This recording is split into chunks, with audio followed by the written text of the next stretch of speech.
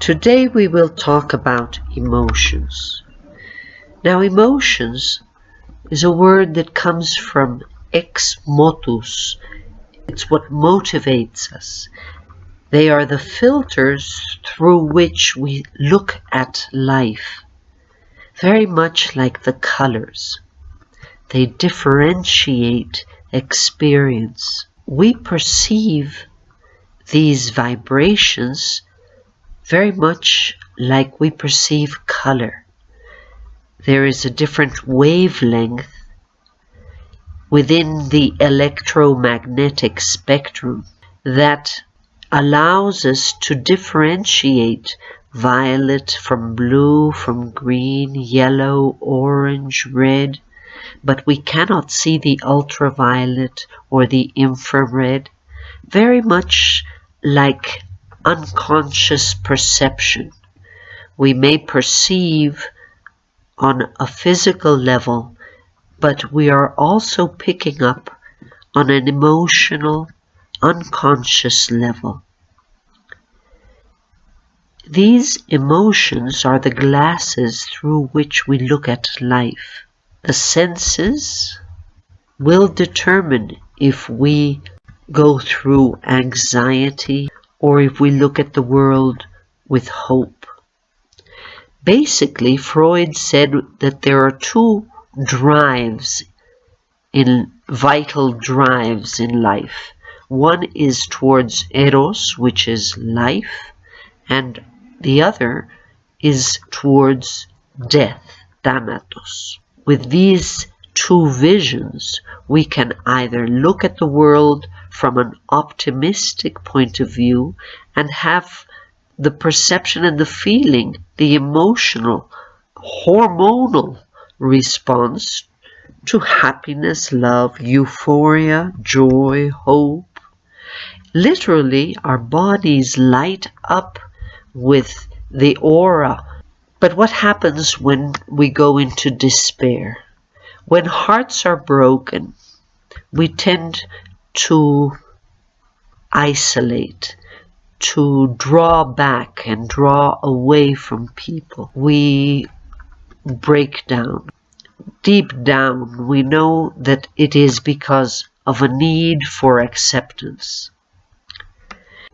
If we develop insight, we can explore our own emotions. And this is very important for a teacher, because if not, we project our emotions onto our students. We have to know ourselves before we can guide students to knowing themselves. The first thing we have to do is go inward and tap into our unconsciousness.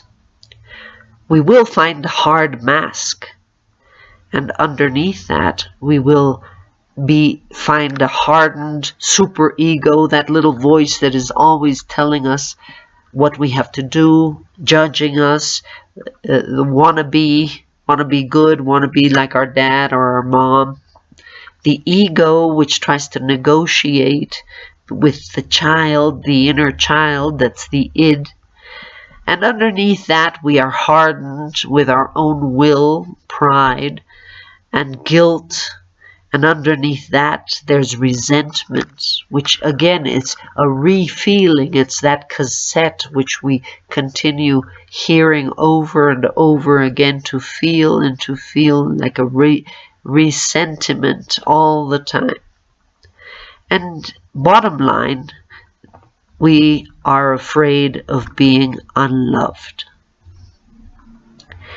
So if we are honest with ourselves, we can begin to know ourselves. We develop defense mechanisms when there is an internal feeling or an instability that in a conflict. We saw this with Freud. Freud, in his paper Neuropsychosis, describes his psychoanalytic hypothesis that says that there are forces in the mind that oppose the battle against each other. It is an unconscious mental process that enables the mind to reach a compromise in conflicts that it is unable to resolve. It involves concealing internal drives or feelings from oneself to avoid lowering self-esteem or anxiety. These are usually repression, reaction formation, projection, rejection, sublimation, denial, or rationalization. There are three basic primal wounds that determine the profile, the emotional profile of each of us. Really, we all go through these different stages.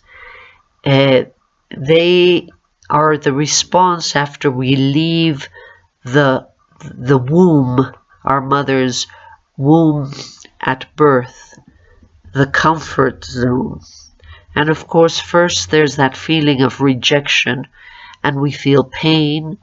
Of course, we repress it, or we draw back and retreat. We have to fight and build strength to deal with it. Abandonment is that feeling of being unwanted. There's loss, and we try to deny it, but deep inside we feel melancholy. We have to be independent, learn to be independent. Humiliation. Invariably, life comes with humiliation, and we feel denigrated. And of course, we reject that, or we develop pride, and we don't need that, but we have to be assertive. Treason. We're always being treated. There's always treason, error, rationalization, malice, and of course we develop a personality that becomes controlling and puts order. Injustice, we feel that menace. We usually sublimate as a defense mechanism, and we tend to fear. But we have to learn to become that positive leader. This chart shows the reaction to daily problems. A conflict, the word conflict comes from friction. It's the friction between my will and things as they are, or somebody else's will. Every day we find a problem. The Orientals say that the word in the East means opportunity. So a problem can become an opportunity to grow. The natural tendency will pull us towards entropy, towards destruction, disintegration, disorder, towards the negative. If I feel pain, I will feel rejection, resentment, and hatred. But I can use that energy to build acceptance, healing, and forgiveness. When there is abuse, I can fall into anger and automatically turn into rage and wrath, that mortal sin, or use my will to decide to build courage, strength, and fortitude. When I feel menaced, I may fall into fear, defeat, cowardice, instead of protecting myself, prevention, prudence. Loss will lead into sadness, melancholy, and depression. Instead of grief, we have to cry it. Solace and serenity. Imperfection. We may feel jealous, envy, pride, instead of humility, growth, justice. Error, guilt, lying, malice, or accept I made a mistake, repent, repair, and turn into righteousness. Insecurity, leads to anxiety, desolation, hopelessness, and we have to shelter hope, faith. Conflict may lead to repression, denial, or dissolution. Instead of expressing, negotiating, and finding a resolution. The feeling of emptiness, of void within, may lead to selfishness or to greed, lust, gluttony, or avarice, instead of having that openness, gratitude, and generosity. What are you wired to? What makes you tick? Is it negative? Is it positive? What are you plugged into?